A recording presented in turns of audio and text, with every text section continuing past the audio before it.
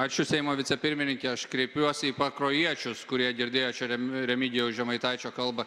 Žinokit, jis nėra liberalų sąjūdžio narys ir kalba ne už liberalų sąjūdį, o kalba kaip turtingas žmogus, turintis Laurų kvartale didelį namą, prieš tai užėmęs daug valstybinės žemės nelegaliai ir jis ką tik save per pusę nusipjovė savo nekilnojamo turto mokestį, pasiūlydamas jį mažinti nuo 2 procentų iki 1%, o savo pirmą būstą, jeigu ten deklaruos, tai iš viso nemokės už jį.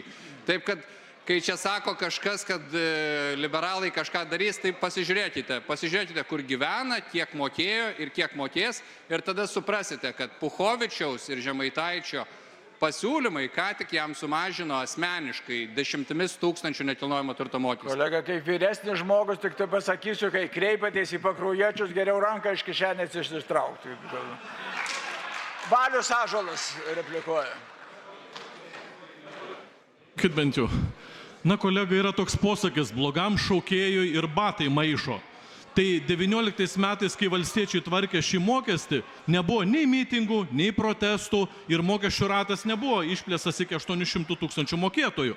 Buvo sukoreguota taip, kad tas ratas liktų panašus ir panaši būtų surinkta suma.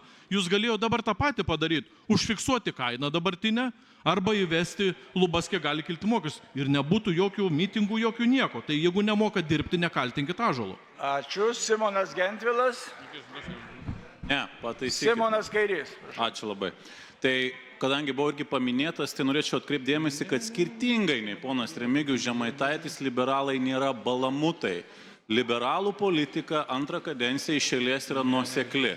Kalbant apie tą patį RRF, mes nuo pat pradžių sakėm, ko jūs nededat šito argumento ant stalo, šitas argumentas pradžioje jums netrodė svarbus. Dar daugiau, net po šito nekilnojamo turto mokesčio korekcijos Europos komisija nebūtinai palaimins ir nebūtinai jūs tos beveik 90 milijonų papildomai gausit. Tai yra tiesiog irgi nevykęs siūlymas, nevykęs priimtas įstatymas ir kokia bus iš jo nauda, nežinau, ar kas supranta. Ačiū, Remigijus Žemaitaitis.